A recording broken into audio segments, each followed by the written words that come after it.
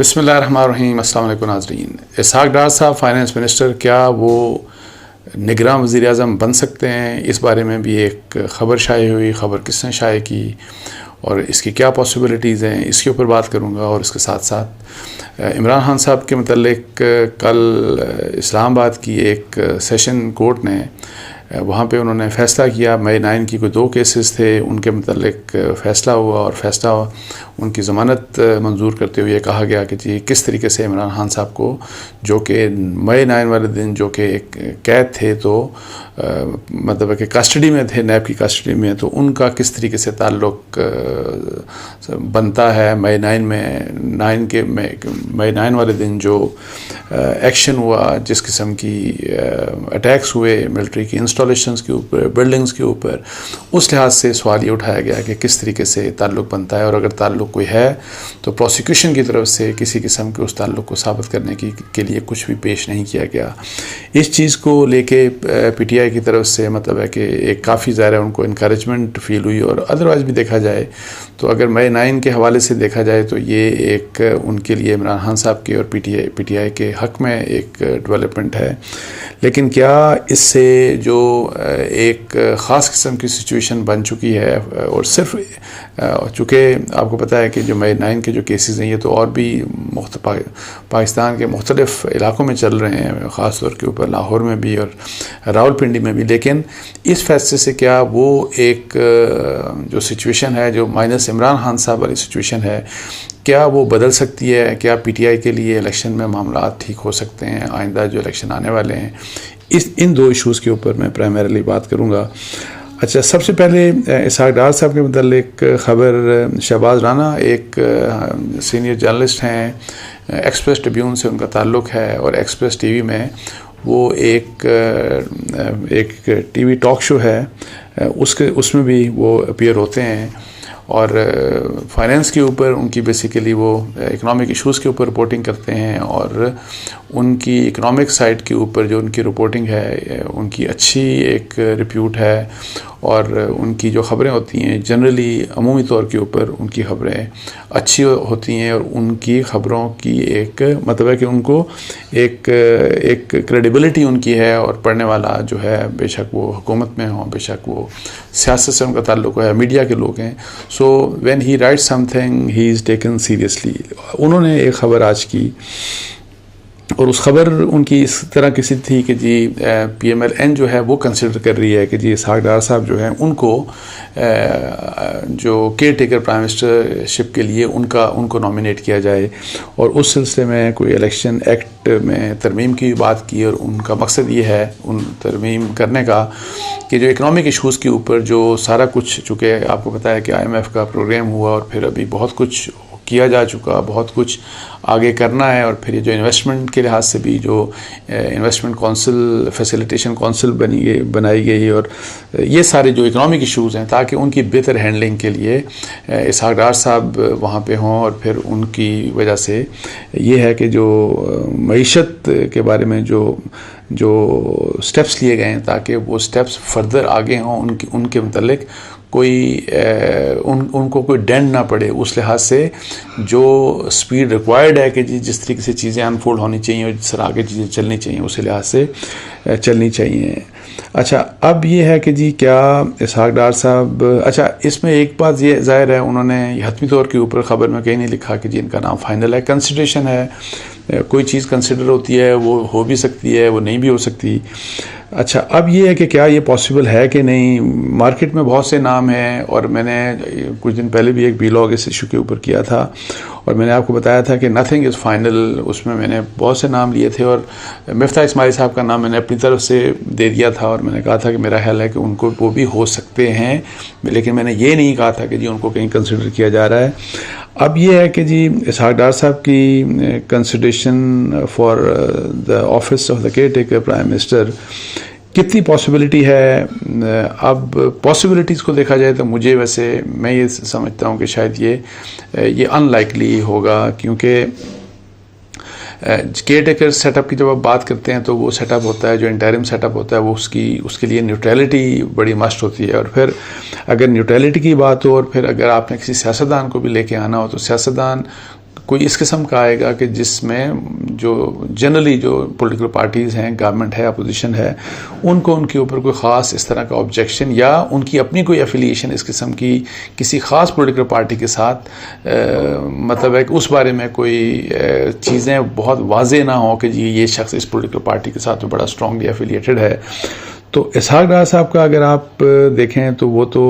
پی M L N کے ساتھ ظاہر ہے بہت اسٹرانگلی ایفیلیٹڈ ہیں. Not only P M L N بلکہ شریف فیملی کے ساتھ ان کی رشتہ داری ہے، ان کی affiliation P M L N اور شریف فیملی کے ساتھ بہت ہی اسٹرانگ ہے. اور اگر ان کو بنایا جاتا ہے تو اس بارے میں پھر کیا باقی پولیٹیکل پارٹیز اور خاص طور کے اوپر پھر پی ٹی آئی الیکشن ان کو موقع ملتا ہے یا نہیں ملتا، عمران خان صاحب کو الیکشن لڑنے کا موقع ملتا ہے کہ نہیں ملتا، وہ ایک سیپریٹ کویشچن ہے. لیکن کس قسم کا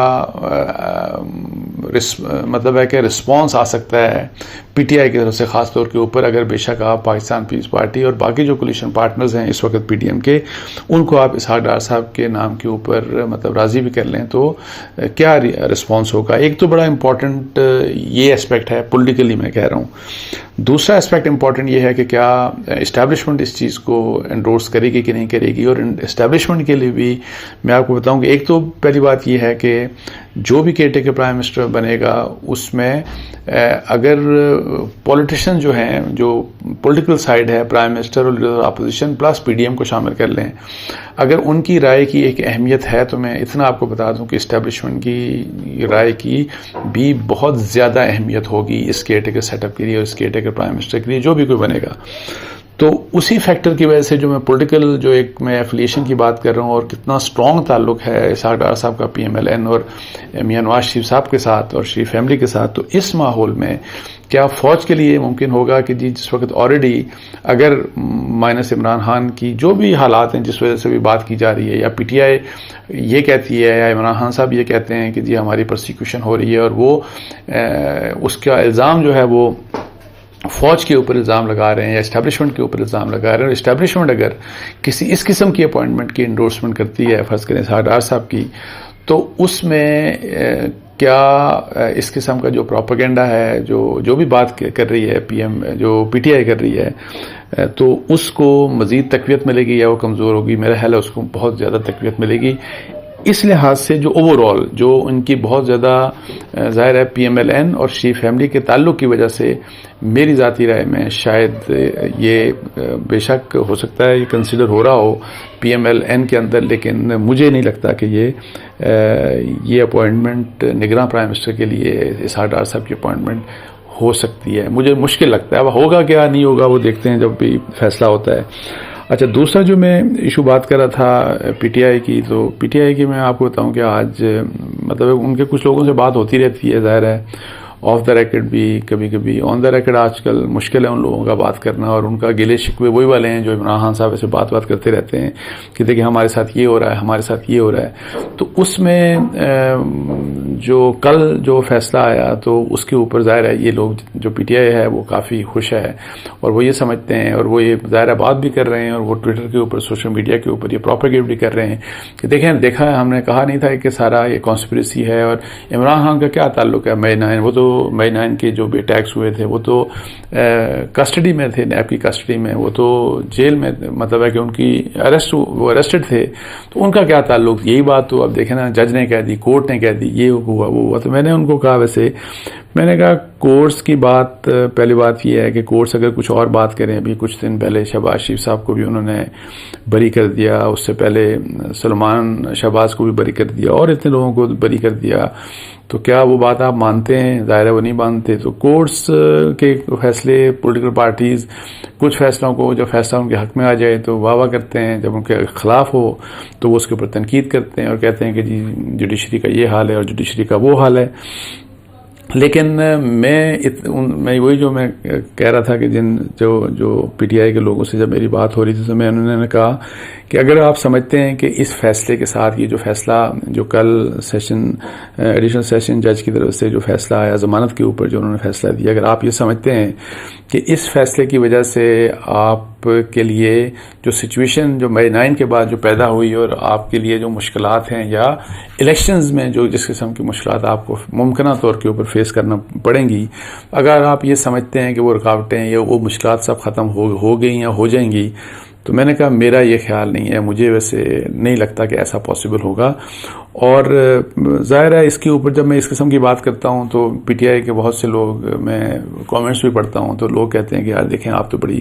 غلط بات کرتے ہیں. پھر کچھ بدتمیز لوگ بھی ہوتے ہیں، ان کی بدتمیزی کو سب سے بہتر یہ ہوتا ہے کہ، اور میں تو ہمیشہ اگنور کرتا ہوں، وہ گالم گلوچ بھی لوگ دیتے ہیں، بدتمیزی کرتے ہیں. لیکن جو ان کے جس طرح اگر فرض کریں کہ آپ کا کوئی دوست ہے، آپ کا کسی سے تعلق ہے اور پی ٹی آئی سے، اور وہ یہ بات کرے تو میں ان سے یہ ویسے کہتا ہوں کہ جس چیز کے اوپر آپ کو مجھ پہ غصہ آتا ہے یا مجھ جیسے اور بہت سے لوگوں سے، ہم کب سے آپ کو پچھلے 1 سال سے میں سمجھا رہا تھا کہ عمران خان صاحب یہ غلط راستے کے اوپر جا رہے ہیں، آپ فوج سے مت ٹکرائیں. اگر آپ فوج سے ٹکرائیں گے تو آپ کے لیے پولیٹیکل سپیس آپ کے لیے کم ہو جائے گی، مشکلات آپ کے لیے بہت زیادہ پیدا ہو جائیں گی. آپ اپنے لیے مشکلات پیدا کر رہے ہیں. آپ دوبارہ وزیر اعظم بننے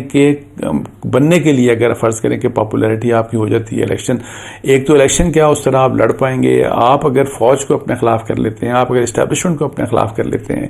تو حکومت کیا مل پائے گی آپ کو؟ الیکشن آپ جیت پائیں گے؟ اگر حکومت میں الیکشن جیت جائیں، آپ کو حکومت مل جائے تو اس کے بعد بھی کیا آپ حکومت چلا سکتے ہیں؟ کیا اس طریقے سے کہ جب ایک پولیٹیکل گورنمنٹ کا یہ 1 سال 1.5 سال جو آپ نے یہ جو کچھ کہتے رہے عمران خان صاحب، اور جس قسم کی کیمپین چلاتے رہے فوج کے اگینسٹ، فوج کی لیڈرشپ کے اگینسٹ،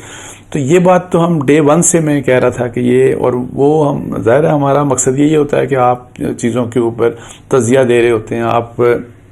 جو آپ کی سمجھ میں ہوتا ہے کہ یار دیکھیں یہ راستہ ٹھیک ہے یا یہ راستہ خطرناک ہے. تو میں تو پہلے دن سے آپ کو کہہ رہا تھا کہ یہ خطرناک راستہ ہے، اس راستے کے اوپر مت جائیں.